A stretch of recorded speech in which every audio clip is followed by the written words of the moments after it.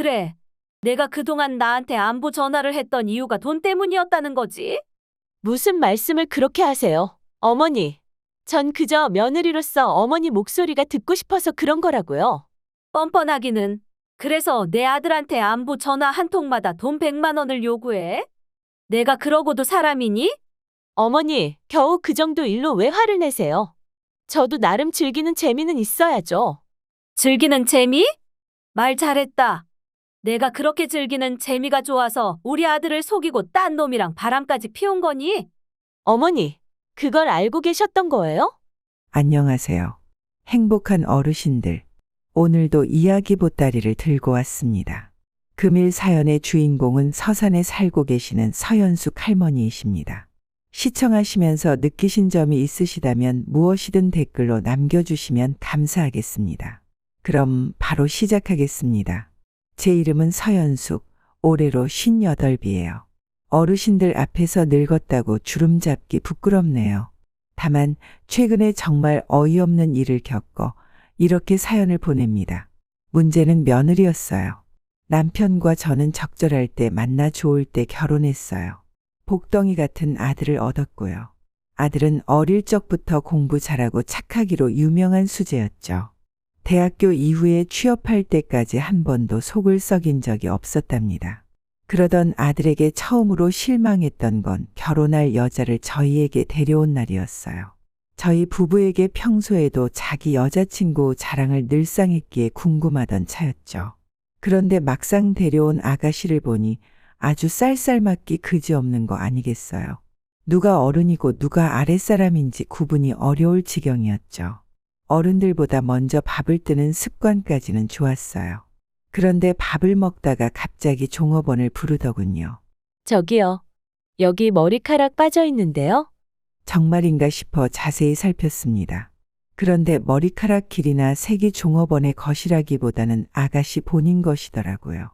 종업원이 어찌할 바를 모르고 서 있길래 제가 대신 말했습니다. 저기 아가씨.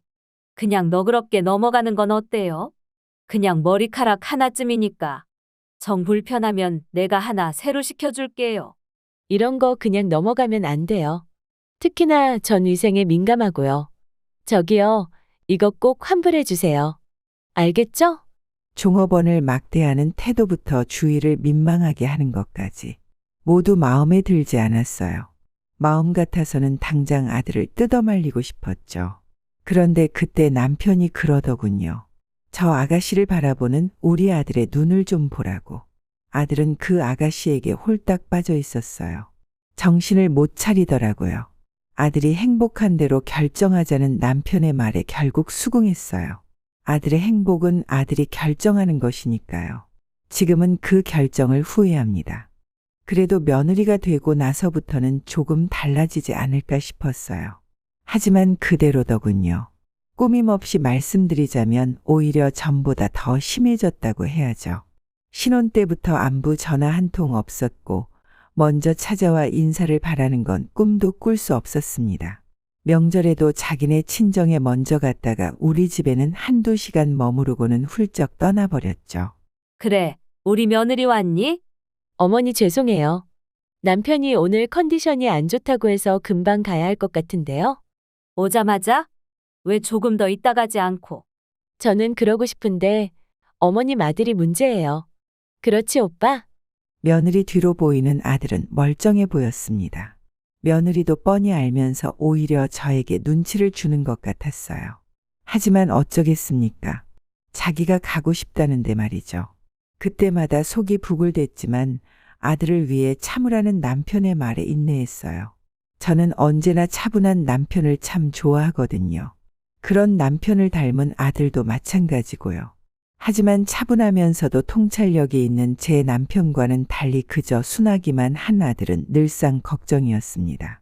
변화가 일어난 건 뜻밖의 시기였어요. 어느 날부터 갑자기 며느리가 안부 전화를 하기 시작한 겁니다. 처음에는 얘가 뭘 잘 못 먹었나 싶다가도 일주일에 한 번꼴로 꾸준히 오는 전화에 점점 즐거워졌죠. 원래는 1년에 한 번 오면 다행이었거든요. 며느리와 이야기꽃을 피우고 사소한 것들까지도 나누면서 이게 고부간의 정이구나 싶었습니다. 어머니, 전 정말 어머니랑 통화하는 게 너무 좋아요. 그러니? 내가 그리 말해주니 고맙구나. 정말이에요. 어머니랑 통화를 하다 보면 꼭 제가 돈이라도 벌고 있는 것처럼 기분이 좋다니까요. 역시 남편의 말이 맞았구나 싶었어요. 사람이 변할 수 있구나 하고요.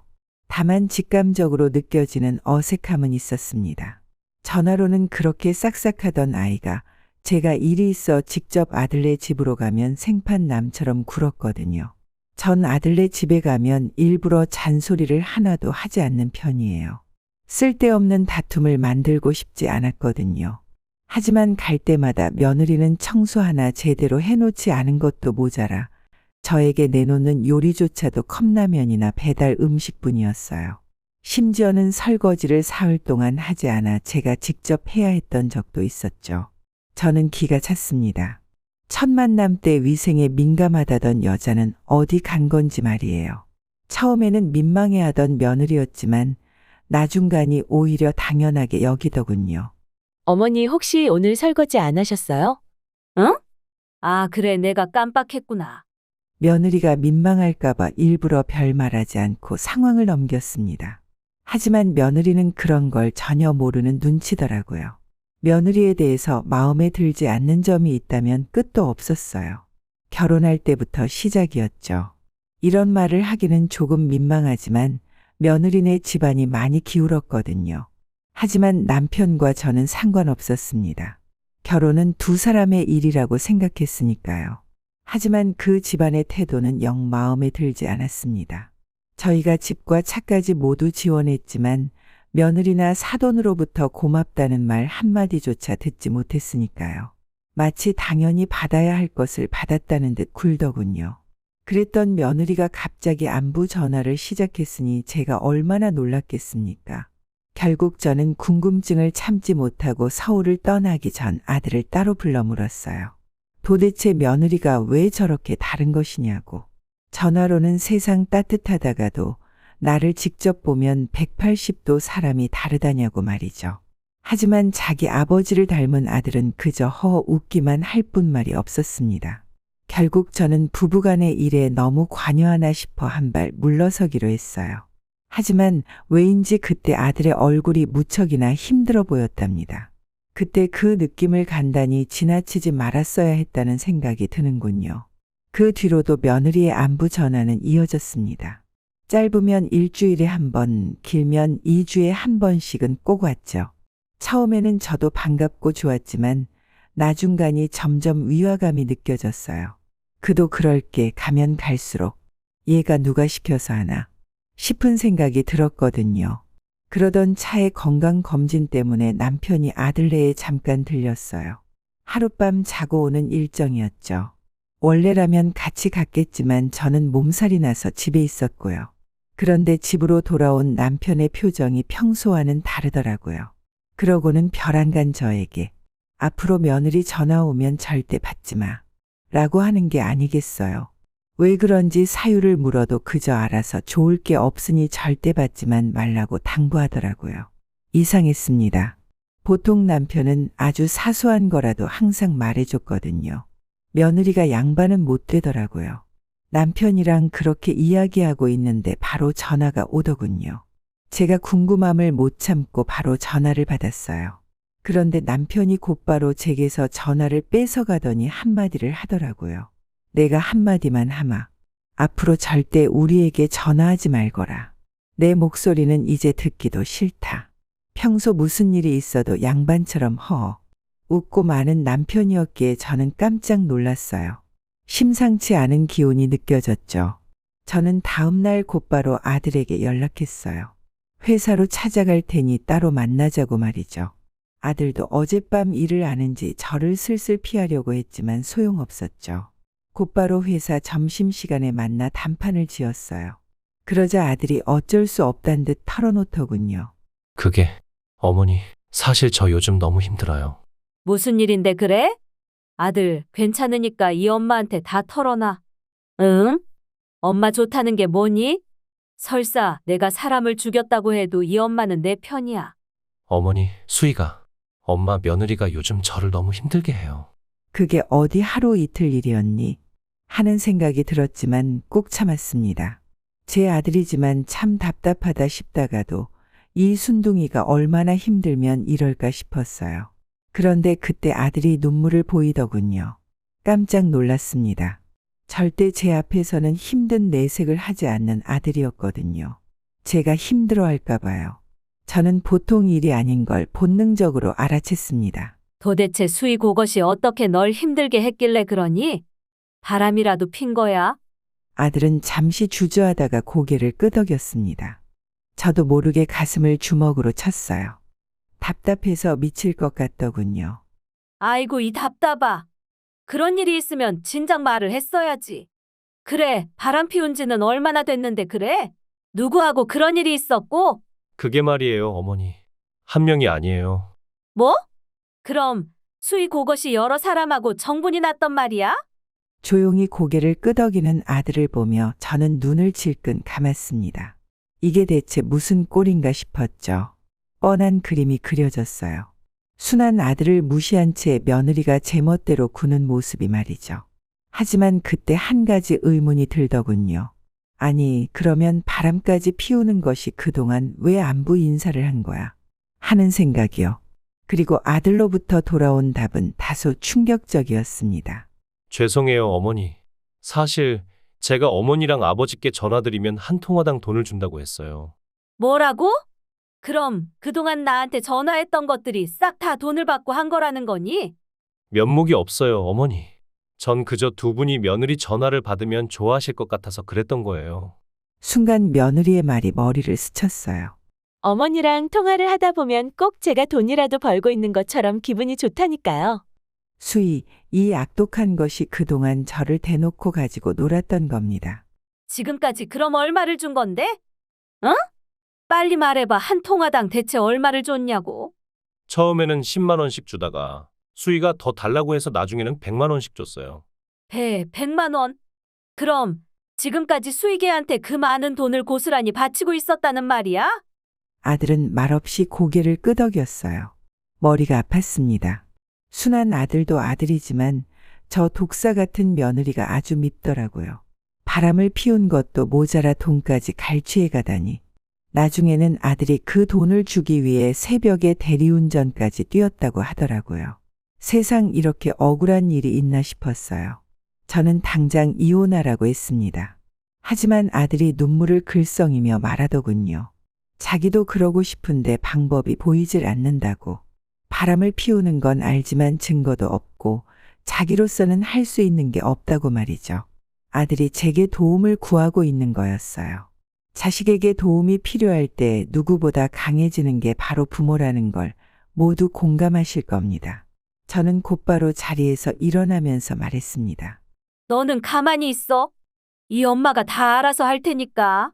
제가 가장 먼저 한 것은 아들네 집에 짐을 싸서 들고 간 것이었어요. 당장 머리를 쥐어뜯어도 모자랄 판에 뭐 하는 거냐고요. 네, 저도 그러고 싶었습니다. 마음 같아서는 머리가 아니라 온몸을 갈기갈기 찢고 싶었죠. 하지만 저는 며느리라는 인간을 그동안 봐와서 알고 있었어요. 제가 그 집에 머무는 걸 죽기보다 싫어한다는 것을요. 그래서 무작정 들어가 언제까지 머문다는 말도 없이 있었습니다. 안방에서 간혹 아들과 다투는 소리가 들려도 그냥 무시했습니다. 저 들으라고 며느리가 일부러 싸움을 거는 걸 알았거든요. 청소도 밥도 빨래도 하지 않았습니다. 그렇게 한 달쯤 되니 역시나 며느리가 괴로워 미치려고 하더군요. 해서 저는 준비된 것을 며느리에게 건네었습니다. 우리 며느리 나 때문에 고생 많지? 자, 여기 이걸로 휴가 좀 다녀오거라. 네?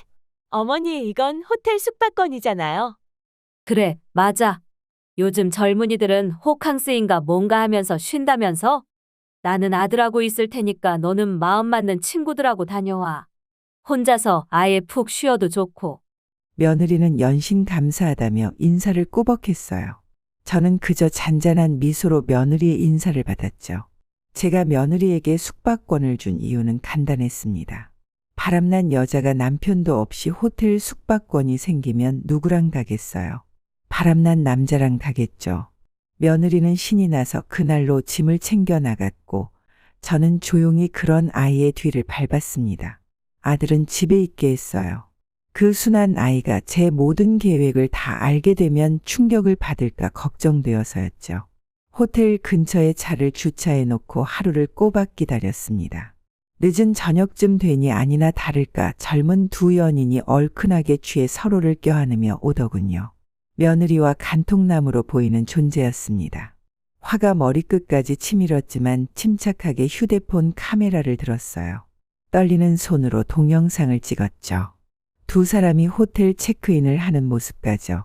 저는 잠시 기다렸습니다. 두근대는 심장을 쥐고 1시간을 꼭 참았죠. 며느리에게 전화를 하니 받지 않더군요. 차에서 곧바로 나와 호텔 안내 데스크로 갔습니다. 의아해하는 직원에게 급히 말했어요. 제 딸이 술에 취해 모르는 남자에게 끌려간 것 같다고 말이죠. 당장 들어가서 확인해 달라는 말에 호텔 직원은 처음에는 그럴 수 없다고 하더군요. 하지만 제가 울고불고하며 사람 죽으면 어쩔 거냐고 하자 호텔 방에 전화해 보겠다고 하더군요. 당연히 받을 리가 없었죠. 바람난 두 사람이 들어간 지 1시간이 지나 뭘 하고 있었겠습니까? 제가 다시 독촉하자 호텔 직원이 어쩔 수 없이 따라오라고 하더군요. 엘리베이터를 타고 호텔 복도를 걸었습니다. 복도 대리석과 부딪히는 구둣발 소리가 사납게 귀를 때렸어요. 어째서인지 며느리가 있을 방문에 가까워질수록 심장이 두근대기는커녕 점점 더 차가워졌습니다.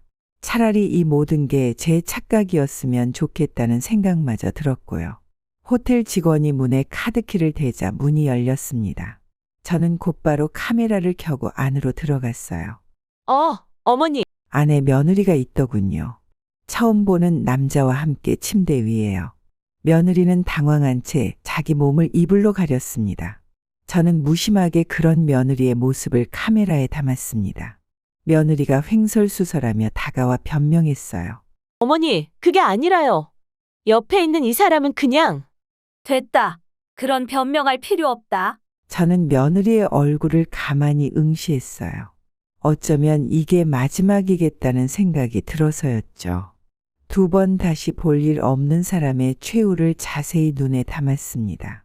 어차피 이제 우리는 곧 남남이 될 거니까. 그간 고생 많았다. 뒤에서 다시 저를 붙잡는 소리가 들렸지만 무시하고 나왔습니다. 호텔을 나와 다시 차로 돌아와 문을 닫았어요. 닫자마자 심장이 떨려서 핸들을 잡지 못하겠더군요. 눈물이 났습니다. 그동안 저런 것에게 시달렸으니 우리 아들이 얼마나 힘들었을까 하는 생각이 들었어요. 남편에게 연락해 자초지종을 설명했습니다. 처음에는 놀라던 남편도 이내 잘했다고 하더군요. 아들은 그날부로 집을 나와 저희와 함께 살고 있습니다. 아들과 며느리는 현재 정식 이혼 절차를 밟고 있습니다. 어머니께 면목이 없다며 우는 아들의 모습을 보면 가슴이 아픕니다. 아들 일에 엄마가 왜 이리 나서냐는 말을 들을 때도 있죠. 하지만 말입니다. 그 여자는 제 아들을 말려 죽이고 있었어요. 저와 제 남편을 기만하고 집안 전체를 우습게 만들었죠. 그런 존재를 곁에 둘 순 없습니다. 제가 죽으면 죽었지 아들만큼은 안 되니까요. 저는 제 행동과 결정을 후회하지 않습니다. 사연은 여기까지입니다. 어떠셨나요? 저는 처음 사연을 읽으면서 세상이 참 악독해졌구나 싶었습니다. 아들을 지키기 위한 할머니의 행동력이 존경스럽기도 했고요. 서연숙 할머니께서는 여전히 자신의 결정에 한결 부끄러움이 없다고 말씀하셨습니다. 여러분의 생각은 어떠신가요? 무엇이든 좋으니 댓글로 정답게 나눠주시면 좋을 것 같습니다. 즐겁게 시청하셨다면 구독과 좋아요를 꼭 부탁드립니다. 감사합니다.